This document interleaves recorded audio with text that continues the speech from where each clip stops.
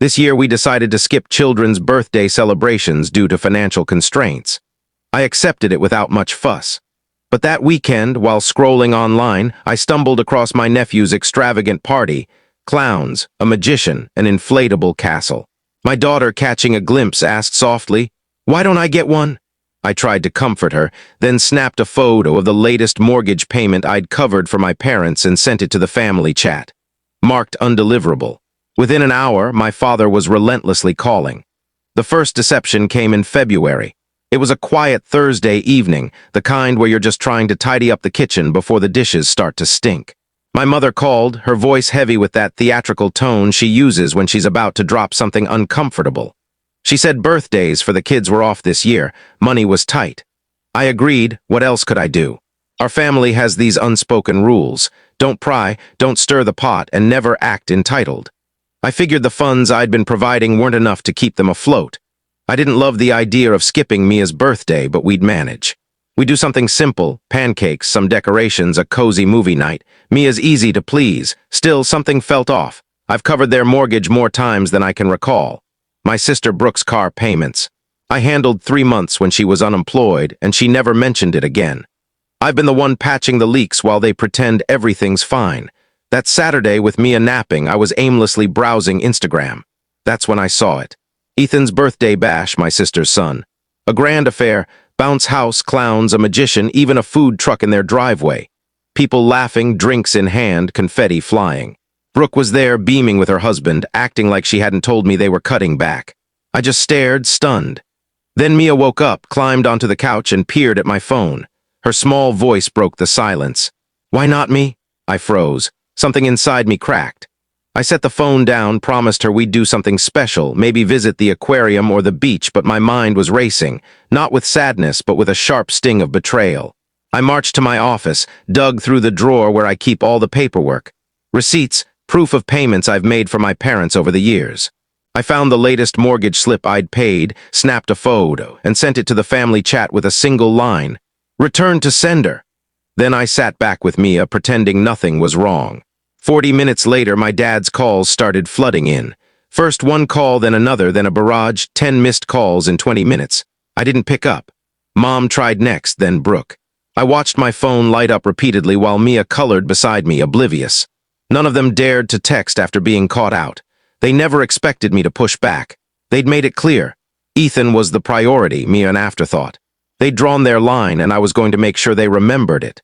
By Sunday night, the family chat was a chaotic mix of deleted messages, half-hearted apologies, and claims of a misunderstanding. I stayed silent, letting them stew. Brooke finally sent a flimsy excuse about the party being unplanned, claiming a friend of her husband's covered most of it. "We didn't mean to leave Mia out. It just happened quickly," she wrote. Like forgetting my daughter was a minor oversight, like giving Ethan a spectacle while telling Mia she couldn't have a cake was a logistical error. I didn't respond. I didn't argue. I just started cutting ties. For years, I'd been their safety net: quiet bank transfers, bill payments, temporary help that became permanent. I was the unseen pillar holding up a house that never admitted it was crumbling. And for what? So my daughter could wonder why she was overlooked. That night, I logged into my bank accounts and made changes. The $15-30 mortgage payment I sent every 15th, canceled. Brooke's $412 car lease payment she couldn't afford, stopped. Dad's insulin delivery, technically on my insurance, paused. Mom's phone line, added to my plan years ago when she didn't want to deal with the provider. Disconnected, no heads up, no explanations, just silence. By Tuesday, Mom texted, "Sweetheart, there's an issue with the mortgage. Can you check your account?" Ignored. Wednesday, Brooke, "The bank called about my lease." "Did you change something?" Read, no reply. By Thursday, Dad realized his meds weren't being delivered. That one stung a little. He needs them. But then I pictured him at Ethan's party, grinning, cheering, acting like everything was perfect while Mia's quiet, "Why not me?" echoed in my head. Friday, Dad texted again, "Answer your phone, we need to talk. This isn't a game, Alex." I didn't respond. That afternoon, Brooke showed up at my house unannounced, holding a plastic container and wearing that guilty look she gets when she knows she's wrong but won't admit it. I didn't open the door. She knocked 4 times, waited, knocked again. Mia peeked out and asked, "Is that Aunt Brooke?" I told her not to worry and turned on the TV. I stood in the hallway, listening as Brooke shifted her weight, probably rehearsing her excuse. She eventually left, leaving the container on the step. I checked it later, store-bought oatmeal raisin cookies, not even chocolate chip. They didn't get it. They thought this was about hurt feelings or petty revenge. It wasn't. It was about seeing things clearly. I'd been their crutch for so long they forgot I could walk away. Now they were starting to feel the consequences. By the next week, things unraveled fast. Monday started with 3 voicemails from Dad. I didn't listen. The group chat erupted. Brooke sent a long rant about how I was jeopardizing the family, how I never communicated like an adult, and how she was this close to losing her car. Then she said, "You're punishing everyone for something that wasn't about you." Not about me. I guess bailing them out for years didn't count. I guess Mia missing a party while Ethan got a pony ride didn't either. Mom called my office, leaving a voicemail in a voice too calm, like she was holding back a scream. "We're struggling, Alex. Be reasonable. The house will go into default without your help. This isn't just about you. Don't be vindictive." Vindictive. I almost called back to say they had no issue watching Mia blow out a candle on a gas station cupcake while Ethan got a circus. But I didn't. Instead, I canceled their internet bill, which I'd been paying since Dad forgot last year, and their service got cut. Thursday, Brooke texted, "Wi-Fi's out.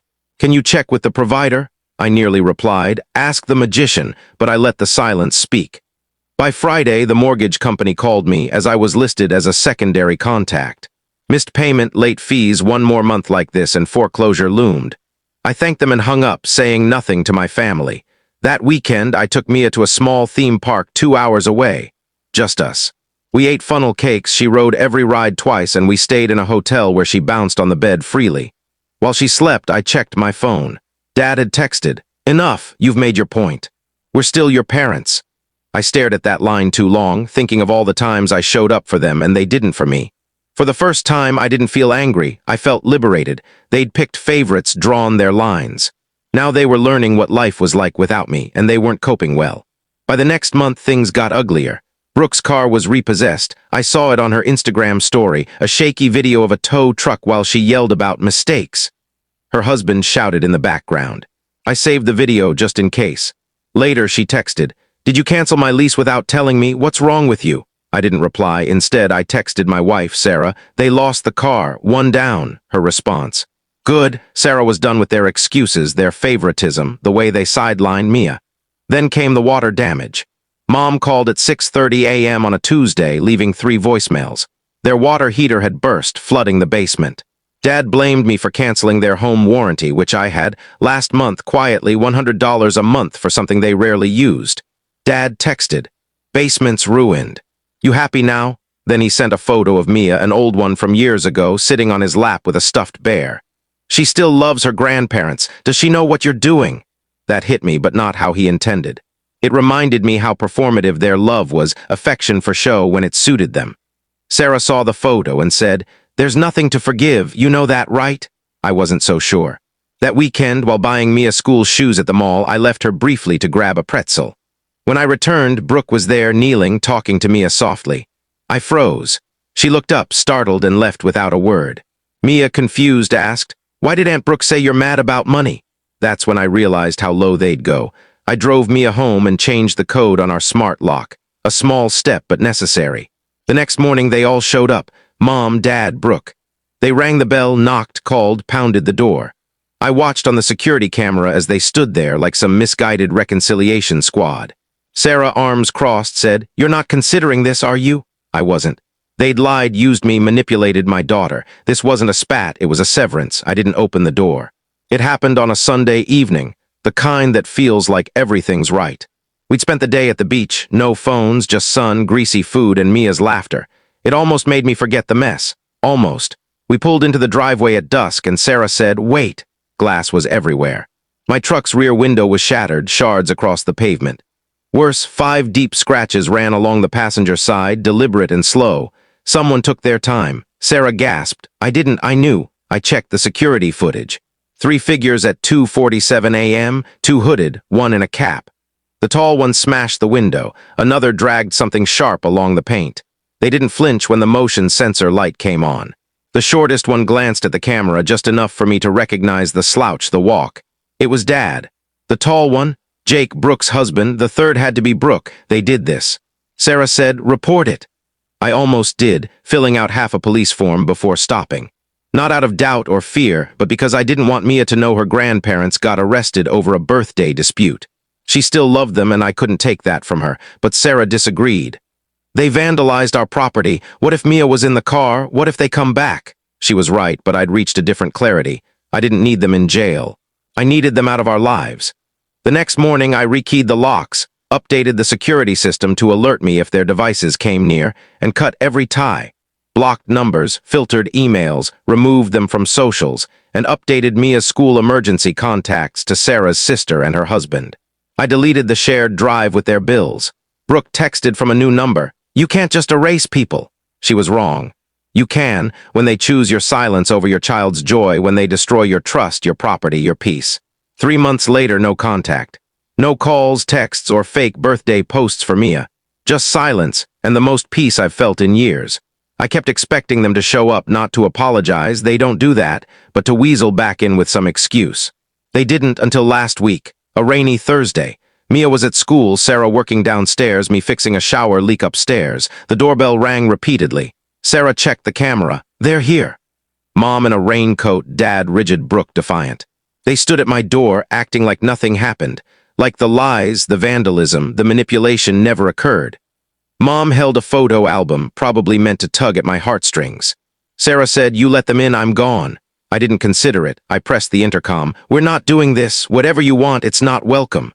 Mom started crying or pretending to. Dad stayed silent. Brooke tried shouting something, but I cut her off. "No more, go home." I walked away, finished the repair, and scheduled a locksmith for an extra physical lock. That night, Mia showed me her drawings of our family, me, Sarah, her, our dog. No grandparents, no aunt. She didn't mention them. I knew then they were gone, not out of anger or revenge, but because peace isn't something you bargain for. It's something you guard. They thought blood would keep me tethered, that I'd cave like always. They were wrong. I locked the door not out of spite, but because they no longer belong here. Update asterisk. Mia turned 8 last weekend. We kept it low-key, not out of necessity, but choice. Her 3 best friends, a cupcake decorating table, and a shark piñata that took 10 minutes to crack open. She glowed all day, thanking everyone for her gifts, saying, "This is perfect." And it was. No tension, no forced smiles, no waiting for a family drama to sour the moment. No random packages from my parents, no drive-by from Brooke, no manipulative birthday card. Just us living. Sarah asked over cake, "Think they've given up?" I said, "They've realized the door's locked for good." I used to think cutting contact would feel heavy, like I'd be plagued by doubt or guilt. But it's not. It's like someone turned off a blaring radio. The guilt's gone because when I look at Mia, I see a girl surrounded by people who show up for her, no strings attached. And that's enough.